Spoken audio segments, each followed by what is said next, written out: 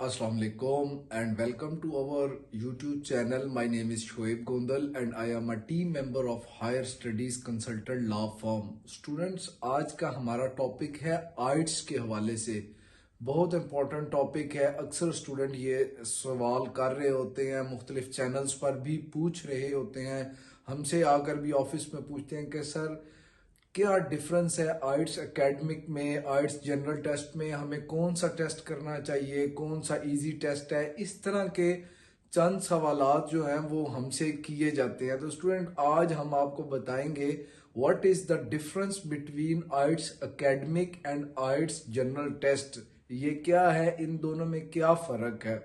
Topic पर आने से पहले स्टूडेंट, अगर अभी तक आपने हमारे चैनल को सब्सक्राइब नहीं किया तो हमारी आपसे रिक्वेस्ट है कि प्लीज हमारे चैनल को जरूर सब्सक्राइब कर दीजिएगा, लाइक और शेयर भी कीजिएगा। वापस आते हैं स्टूडेंट अपने टॉपिक की तरफ कि आइट्स एकेडमिक और आइट्स जनरल में क्या फर्क है और कौन से स्टूडेंट्स को ये करना चाहिए। अक्सर ये क्वेश्चन होता है। तो स्टूडेंट, आपको पहले आइट्स के बारे में बताते चलें कि आइट्स क्या है। जब भी आप किसी यूनिवर्सिटी में एडमिशन लेने के लिए जाते हैं फॉरेन कंट्री में, स्पेशली जो इंग्लिश स्पीकिंग कंट्रीज हैं, उनमें लाजमी तौर पर आपको आइट्स का पेपर देना होता है। उनमें उन्होंने नंबरों की मुख्तलिफ कैटेगरीज रखी हैं। जैसे आप यूके जाएं, ऑस्ट्रेलिया जाएं, कनाडा जाएं, अमेरिका जाएं, इटली या फ्रांस वगैरह, इन कंट्रीज में स्पेशली जो इंग्लिश स्पीकिंग कंट्रीज हैं, इनमें आइट्स बहुत ज़रूरी होता है आपको करना। अगर आप वहाँ पर एडमिशन ले रहे हैं, जैसा कि अंडर ग्रेजुएट डिग्री में ले रहे होते हैं या मास्टर में लेते हैं या पीएचडी में, मुख्तलिफ कंट्रीज़ की मुख्तलिफ रिक्वायरमेंट्स होती हैं, लेकिन तकरीबन वो सेम ही चलते हैं। जैसे कि ऑस्ट्रेलिया, कनाडा, यूके, यूएसए, अगर आपने अंडर ग्रेजुएट डिग्री में एडमिशन लेना होता है इन कंट्री में, तो आपको आइट्स के 6 बैंड रिक्वायर्ड होते हैं। समटाइम यूके में यूनिवर्सिटीज 5.5 भी एडमिशन कर लेती हैं। इसी तरह अगर आपने मास्टर डिग्री में एडमिशन लेना होता है तो उसके लिए आइट्स की रिक्वायरमेंट है 6.5 बैंड। ये भी यूके, यूएसए, कनाडा और ऑस्ट्रेलिया के लिए है। इसी तरह अगर पीएचडी में एडमिशन लेना होता है तो उसके लिए भी 6.5 ही रिक्वायर्ड होते हैं। सम यूनिवर्सिटीज जैसे कि ऑस्ट्रेलिया, वहां पर 7 बैंड भी रिक्वायर्ड होते हैं। तो स्टूडेंट, सबसे पहले हमने ये बात आपको बताई कि किसी भी इंग्लिश स्पीकिंग कंट्रीज में जाने के लिए आइट्स का होना बहुत ज्यादा जरूरी है। तो अब आपको बताते हैं what is the difference between IELTS academic and IELTS general test. जो सवाल अक्सर होता है, आइट्स एकेडमिक टेस्ट उन स्टूडेंट्स के लिए होता है जिन्होंने यूनिवर्सिटीज में एडमिशन लेना होता है।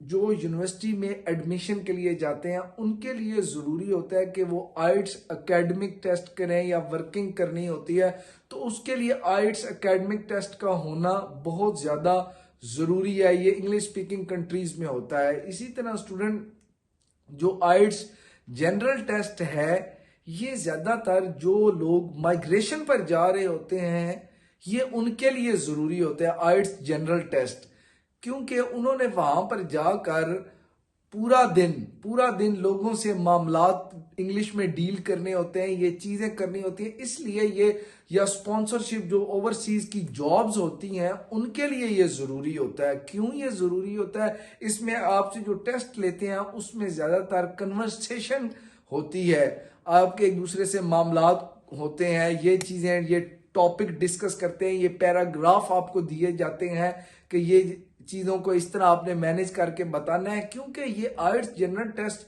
जिन लोगों का होता है, या तो वो ओवरसीज जॉब्स में जाते हैं, माइग्रेशन में जाते हैं, जिन्होंने सारा दिन इंग्लिश ही नहीं होती है। अगर वो किसी वर्क में वहां पर जा रहे हैं तो टोटल आपको पता है कि इंग्लिश स्पीकिंग कंट्रीज में तमाम लोगों से फिर आपको इंग्लिश में डील करना पड़ती है। तो इसलिए जो लोग ओवरसीज जॉब्स में जा रहे होते हैं या माइग्रेशन में जा रहे होते हैं, तो उसके लिए आइट्स जनरल टेस्ट का होना जरूरी होता है।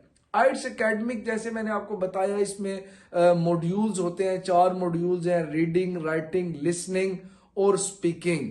ये 4 मॉड्यूल्स होते हैं। आपने जब भी फॉरेन कंट्री में इंग्लिश स्पीकिंग कंट्रीज में जाना होता है तो ये चारों मॉड्यूल्स मिनिमम जो है वो एवरेज वो 6 बैंड इसमें रिक्वायर्ड होते हैं, ये आपको करना होता है। इसी तरह आइट्स जनरल में भी ये 3 से 4 मॉड्यूल्स होते हैं जो आपको पास करना होते हैं। डिफरेंस ये होता है कि आइट्स जनरल टेस्ट जो है वो as compare to IELTS academic test ये थोड़ा मुश्किल होता है, और वो इसलिए मुश्किल होता है क्योंकि आप ओवरसीज जॉब या माइग्रेशन पे जा रहे होते हैं जहां पर आपको सारा दिन कॉर्पोरेट होना पड़ता है, इंग्लिश के साथ इंग्लिश बोलनी होती है, इसलिए ये थोड़ा सा as compare to IELTS academic ये मुश्किल होता है। स्टूडेंट आज हमने कोशिश की आपको बताने की, आपके जो सवालात हमसे अक्सर जो पूछे गए कि आइट्स एकेडमिक हम करें या आइट्स जनरल करें, आज हमने उसको क्लियर किया है और ब्रीफली क्लियर किया है। टॉपिक के हवाले से अगर इस हवाले से कोई भी आपका क्वेश्चन है वो आप हमसे कमेंट सेक्शन में पूछ सकते हैं। वीडियो पसंद आई हो तो लाइक और शेयर कीजिएगा। हम टॉपिक बड़ी मेहनत के साथ और तैयारी के साथ आपके लिए तैयार करते हैं, तो हमारी हौसला अफजाई के लिए ये ज़रूरी है कि आप प्लीज़ हमारे चैनल को ज़रूर सब्सक्राइब कीजिएगा, लाइक भी कीजिएगा और साथ में इसको शेयर भी कीजिएगा। टॉपिक के हवाले से या कोई भी other question UK study visa के हवाले से हो वो आप हमसे कमेंट सेक्शन में पूछ सकते हैं। बहुत शुक्रिया।